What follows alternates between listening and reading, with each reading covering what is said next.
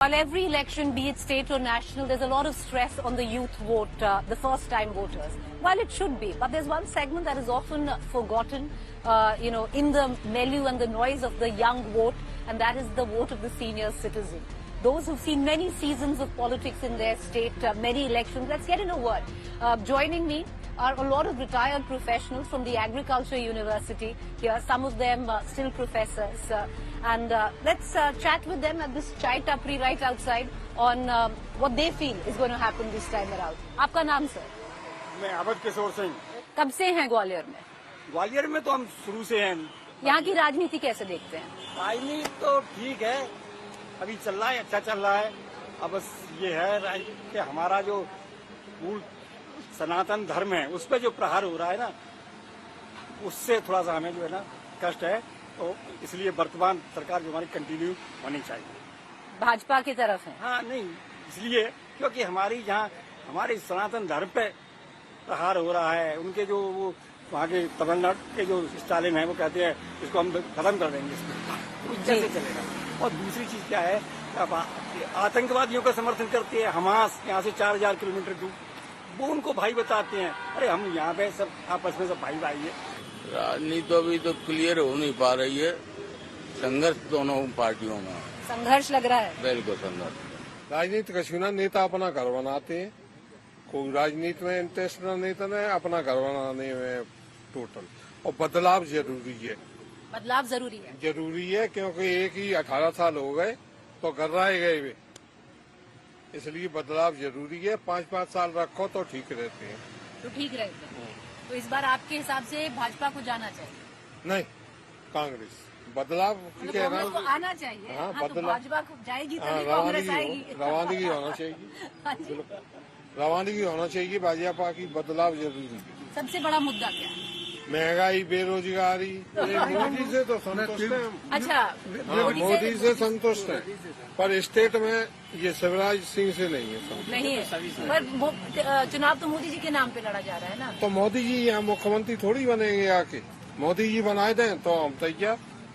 तो अगर मोदी जी बन जाए तो तैयार? हाँ, मोदी ईमानदार है, सही है, देश हित में। राजनीति तो आजकल बहुत गंदी हो गई। गंदी हो गई? बहुत गंदी राजनीति जो है, बिल्कुल जो है गांव में जैसे मेंबर चुनाव लड़ते हैं, वैसे आजकल एमपी और एमएलए के चुनाव हो गए। क्योंकि बेमनस्ता आपस में इतनी बढ़ रही है, कुछ पूछो मत। और ईमानदारी आजकल कहो तो ईमानदारी कोई नेता नहीं है, क्योंकि ईमानदार नेता नहीं बन सकता।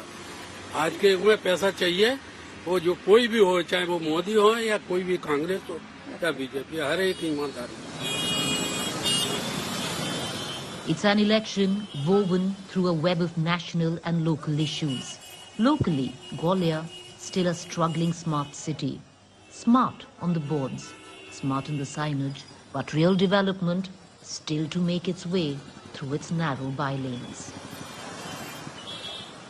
स्मार्ट सिटी में अभी जगह जगह जो रोडें हैं थोड़ी कंजस्टेड हैं, वो रोड ही थोड़ी खुली होंगी। बहुत ट्रैफिक है। हाँ, तो खुली कि जाम इतना लगता है कि उस जाम में जब 15 मिनट में आदमी को निकलना चाहिए, वहाँ 1-1 घंटा बीत जाता है।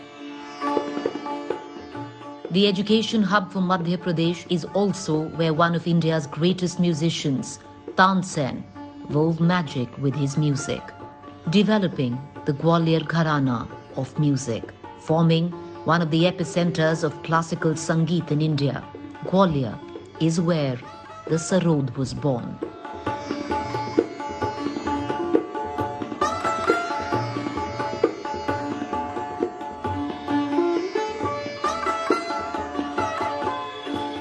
सरोदघर पुरातन टाइम से है, 18th सेंचुरी से वजूद में है, और उस्ताद अमजद अली खान साहब का परिवार का ये पुश्तैनी घर है। इनके पूर्वज मोहम्मद हस्मी जी यहाँ पर वजूद में आए और उन्होंने संगीत को तवज्जो दी।